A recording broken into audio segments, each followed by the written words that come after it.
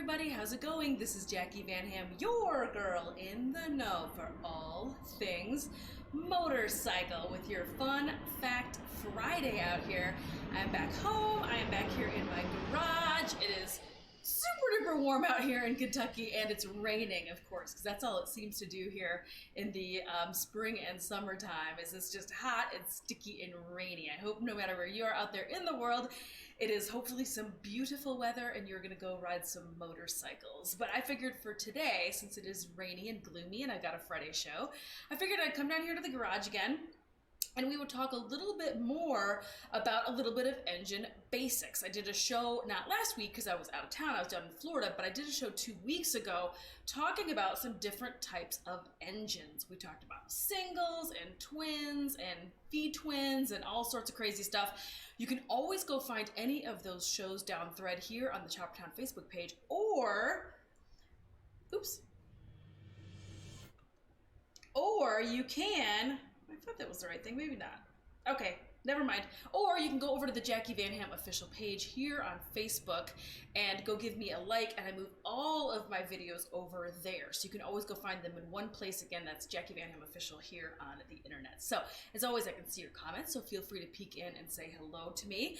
And for today's show, we're gonna continue on that theme of a little bit of engine basics. Like I said, we talked about engines. So I figured it would maybe be a good time to talk about how these engines that are generating all of this power, and no matter what format they are, how does that power get to the rear wheel? Well, that's going to be the drive train, or final drive, or however you want to phrase it. There's a handful of different types, which you may or may not be aware of. So I figured that's where we would talk. That's what we would talk about today. So hopefully I've got some facts in there for some of you that are a little bit more advanced, and for my new to motorcycling friends, welcome. I figured we'd talk a little bit of engine basics here on Friday's show. So let's go ahead and jump into it. First things first, the very first slide on the screen are your three main types of final drive or drivetrain. It's going to be chain, belt, or shaft drive, which is on the far right-hand screen. It's all too common to see a pair of sprockets connected through a chain driving the rear wheel of a motorcycle. However, it's not the only final drive system used on motorcycles. Belt drive and shaft drive are the other two final drive systems, though they are not as ubiquitous as chain drive systems. So what exactly are the various advantages and disadvantages of the three drive systems, and what is it about chain drives that makes them the preferred choice? In this article, we'll discuss all three final drive systems for motorcycle in detail. A belt drive system isn't as common as a chain drive system. This setup comprises of a driving pulley towards the gearbox output shaft and a driven pulley at the wheel. The two pulleys are connected by a belt which has teeth or grooves on the inner side, matching the grooves on the outer side of the pulleys. The belt is made of a rubber-like, but mostly a very strong synthetic material which lasts a very long time. Modern belt drives are strengthened with steel wires inside and Kevlar coating outside. Such belt systems can last a really long time. You can expect a well-maintained belt drive on a motorcycle to last in excess of 100,000 kilometers or even more. Unlike chain drive, which requires pretty frequent cleaning, tightening, and maintenance, belt drives are relatively maintenance-free.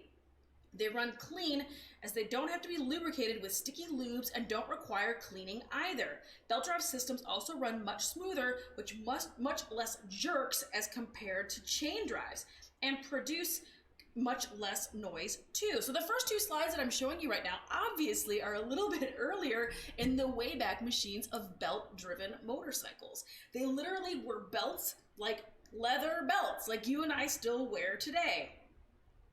So again, those earlier machines were belt driven for the most part. Chains did exist in the early days of motorcycles because motorcycles basically are a bit of an evolution off of bicycles, right? So bicycles also were chain driven at that time. So there was both versions floating around in the early days of motorcycles, but you would see leather belts like the slide I just showed you, and then a really interesting style of leather belt that was used as well. It looks like there's leather flaps because that's literally what they are. They're pieces of leather grommeted together as they go around the entire belt versus just a single piece of leather. So there's a couple different styles of early belts in use. And that's what that's what these slides are, showing you some early Harley-Davidson with that belt drive, those absolutely gorgeous early, I think they're both singles. Yes, those early both single bikes. Then this next slide is going to show you a little bit more modern belt-driven bike. Harley-Davidson began using belt final drive in the 1980s. So this belt-driven bike, again, this is going to talk about the fact that belts are a little bit less maintenance. They have a little bit more durability to them. They're a little bit more appropriate especially for certain types of machines, especially touring type bikes. Another belt-driven bike, motorcycles like Harley-Davidson's Livewire and all of their other cruisers utilize a belt final drive system. So you can see it's pretty tidy, it's nice and contained. Obviously it's not a chain, so you're not going to see chain bouncing around back there. But that's what's going on with belt-driven machines. So anyway, belt-driven systems run much smoother with much less jerk or lash compared to chain drive. Seems too good to be true, doesn't it? So if a belt drive system offers so many advantages, then why aren't they used more commonly? Well, as the case with every good thing in the world, they have their downsides too. Belt drive systems are essentially costlier to produce than a chain sprocket system. Secondly, the power loss during the transmission, depending on how the system has been set up, ranges anywhere from 9 to 15%, which is quite high compared to a chain drive system. Also, while a belt drive system does not require regular maintenance, if ever the belt or any other components of the systems give way, they are much more expensive to replace than the traditional chain and sprocket setup. Belt drives are generally used in cruisers where they offer noise-free, smooth transmission for long-distance riding. Since comfort and smoothness is more important here as compared to performance or fuel efficiency, the belt drive system lends itself well to the application. Another type of final drive is going to be a shaft drive. Shaft-driven machines, traditionally, when people talk about shaft-driven bikes, I know in my mind anyway, the very first bike I think of is BMW. BMW has been using shaft-driven machines since 1923, since the very beginning of BMW. But it's not the only bike to use shaft-driven bikes. Do you know some other shaft-driven machines? Can you think of any? Go ahead and stick it in the comments and let me know if you know of any off the top of your head. But I'm going to have some answers in just 1 second. Spoiler alert, I've got some slides. But shaft-driven machines, very, very interesting way to skin this cat, because it's a little bit more, especially in more modern days, it's a contained system. So you don't have dirt going into the system. It doesn't require quite as much maintenance. They're considered to be very, very long life, very long living. So again, those are kind of some key phrases, especially when it comes to BMW, because those are a lot of touring machines, right? So let's go ahead and look at the slide. So the slide there is going to go ahead and show that shaft-driven BMW. You know it's a BMW because it's got that horizontally opposed boxer engine sticking out, right? So this is showing the internals of a shaft-driven bike. Now, normally, of course, in real life, this is going to be entirely enclosed, but it's showing you all the different rings and pinions and things that happen in order for this shaft drive to work. So as you can see, it's less belts and chains and things that can snap and break and get caught in things. So that's also a bit of a plus. To start off, shaft drive systems are the most expensive of the three systems that we have, and by quite a bit of margin. They are, however, the sturdiest of the three, very smooth, and hardly ever need any maintenance. If designed and engineered well, shaft drives often last the life of a motorcycle without requiring any servicing or maintenance whatsoever. This system, as the name suggests, comprises of a shaft that's connected to the gearbox output via a universal joint, which is essentially a coupling that facilitates transmission of rotary power at any selected angle. At the other end, the shaft is connected to the rear wheel hub via a spiral bevel gear. The bevel gear turns the direction of the rotation of the shaft by 90 degrees, which makes the wheel turn. This entire drive system is bathed in oil for lubrication and sealed to protect it from any external elements, which makes it totally maintenance-free. Since shaft drive systems are heavy, expensive, and by themselves require more torque to work efficiently, they are not used on low capacity or economy oriented motorcycles, aka they ain't cheap. They are used on large capacity, generally 600 cc's or above, motorcycles which produce good amounts of torque. Also, since shaft drive systems are very sturdy and reliable, they are often used in motorcycles built for the purpose of adventure, sport touring, or adventure touring. In essence, these systems lend themselves very well for applications where the motorcycles have to run for very long distances or in treacherous conditions, where minimizing breakdown possibility is top priority. So if they're the sturdiest, then why don't all expensive bikes use them, since cost doesn't matter so much for the exotic machines? Well, to start off, they are way heavier than belt or chain-driven systems, which limits their use in high-performance super sport machines where weight saving is crucial. Secondly, these systems lose a lot of power during transmission. They are the most inefficient of the trio we have here and may bleed from 20 to 25% of the power by the time they transfer it to the rear wheel.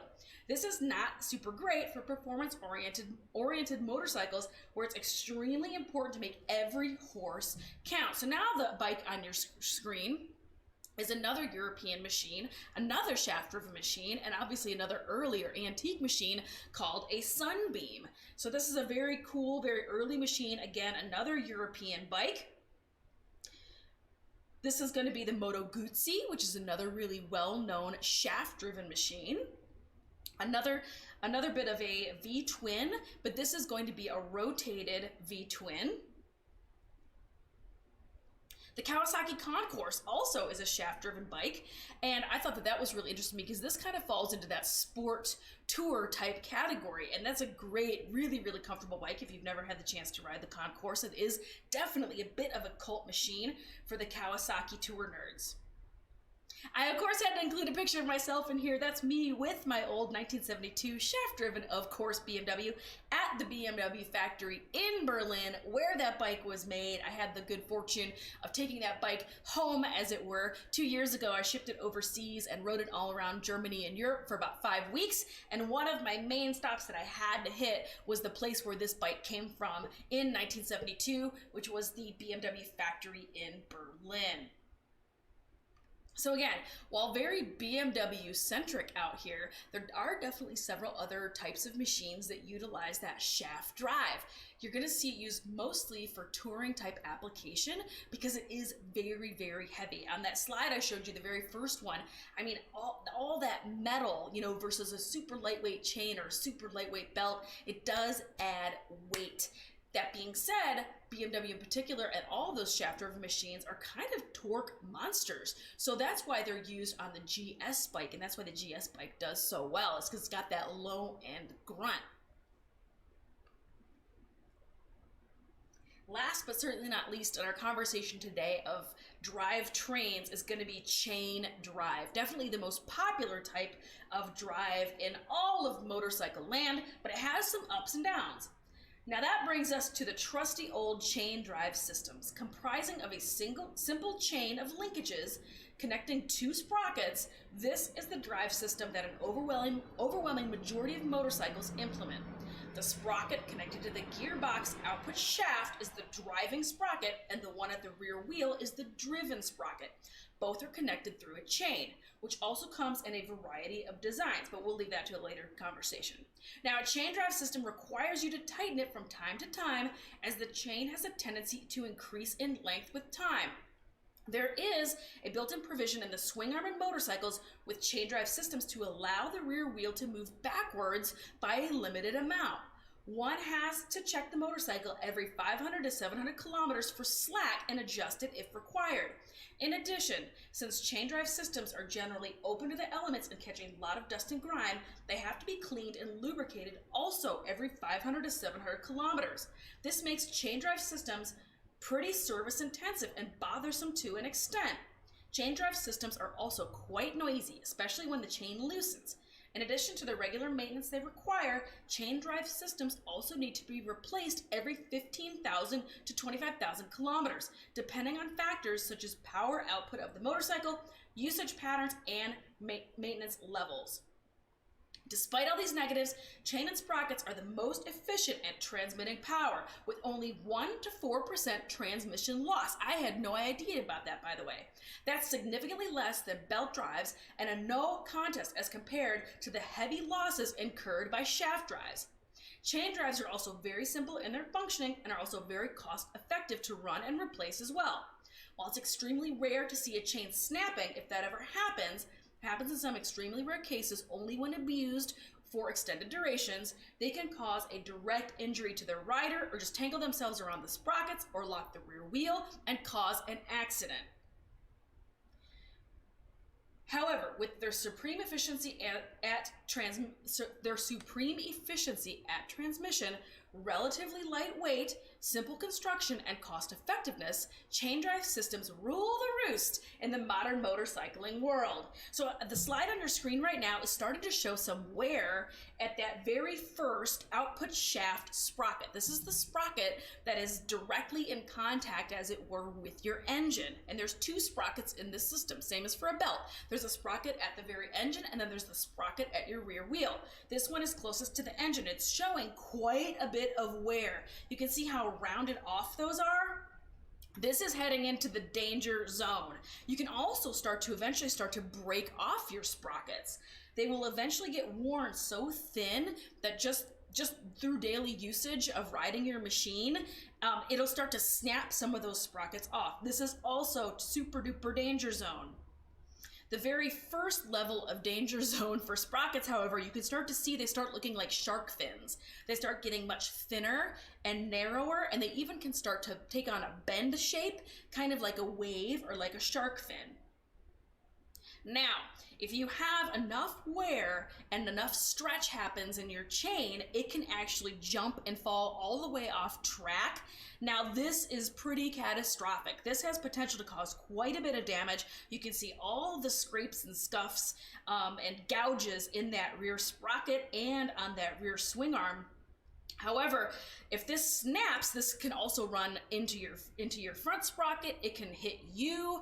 It can get tangled up in that rear wheel. This is a totally catastrophic situation. So while there are definitely lots of pros to the chain and sprocket setup, there are some very real, you must be ready, capable, able, or willing to take it to somebody to maintain that chain and sprocket. That being said, it's a really pretty straightforward situation. I've changed chains and sprockets myself here in the shop. It takes, I don't know, maybe an hour. We were doing it on camera, so it took a lot longer, but maybe like an hour to do so. And here is the neat thing about chains and sprockets as well. And I won't get too super deep into this, but this is also your opportunity to change the way that your bike puts power to the ground, simply by making the sprockets in the front or rear, although the rear is, they're both pretty easy to do, but by changing the size of the sprocket, adding more teeth or reducing teeth, you change how the bike makes power. A general kind of rule of thumb, an easy way to think about it is the bigger the sprocket, the more low end and torque. So as you're kind of adding more teeth, you're adding more ability to put more power to the ground. As you decrease teeth, as you go smaller, you have more high end. So it's kind of, the way I remember is it's like an inverse on itself. The bigger it gets, the lower the power, the low end power. The smaller it gets, the more kind of high end power, the more it can kind of rev to the moon. So that's kind of an easy way to remember and think about that. But they're very straightforward. Again, this is going to be your front sprocket that's connected to the output shaft. This is the one that's closest to your engine. You can see it's just a little guy. This guy's missing a tooth. You can see right there. So that's why this came off of a bike and got changed out. It's missing a tooth. Look how thin those are. And then I've got a couple of different rears sitting here as well. These ones aren't in too bad of a shape, but you can see they come in all sorts of different sizes. Because again, it just depends on what kind of bike you ride, the kind of power you're making. Especially, I go to a lot of dirt track and flat track type events. Changing these out depending on the track is super, super common. And even something is just adjusting or going up one tooth or down one tooth can make all of the difference between winning and losing at the track. So just some quick thoughts about different types of drivetrains and about shafts versus belts versus chains and sprockets.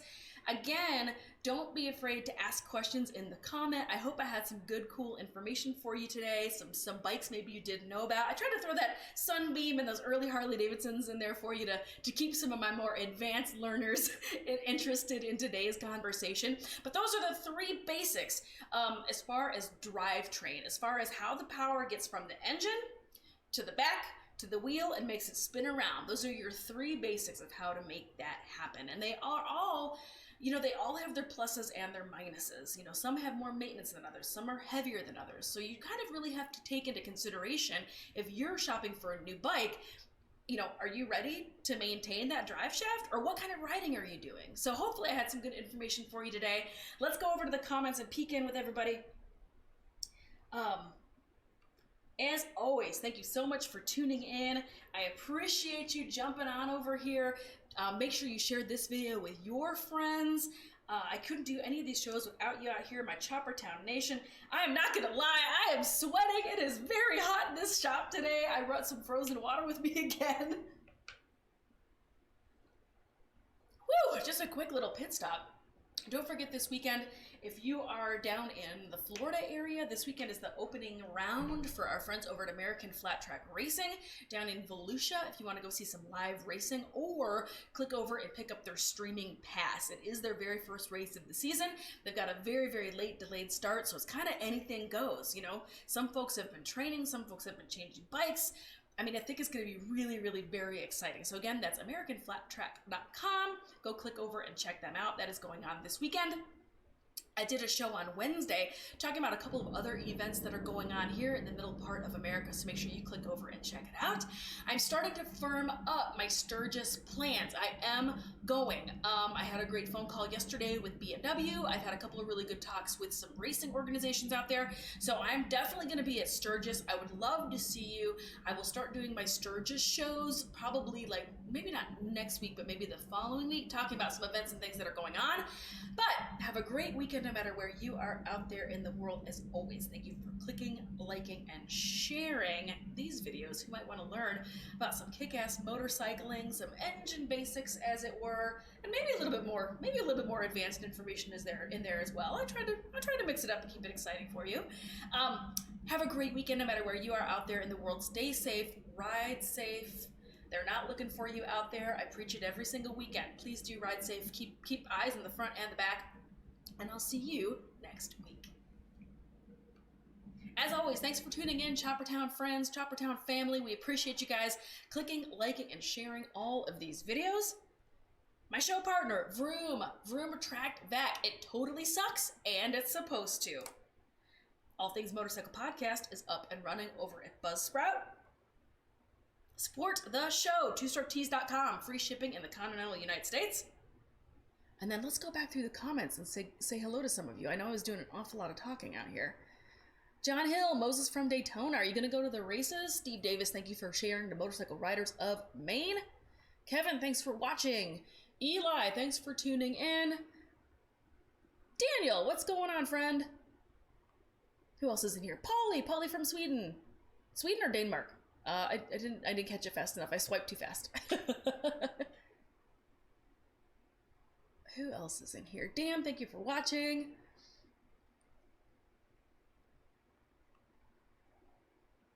Thank you so much for tuning in, everybody. I appreciate you. Make sure you click on over to the Instagrams and give me a follow over there. Have a great weekend. I'll see you guys next week.